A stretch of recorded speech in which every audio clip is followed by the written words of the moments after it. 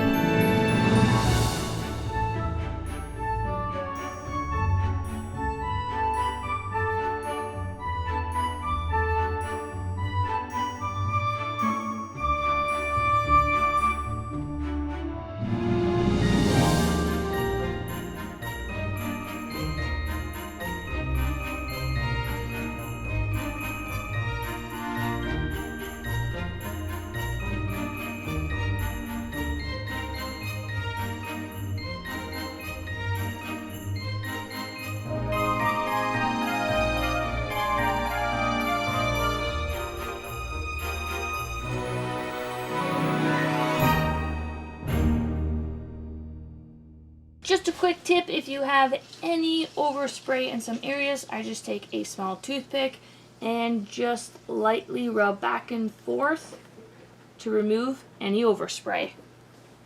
Thanks for checking out this video. All links are in the description below for this video.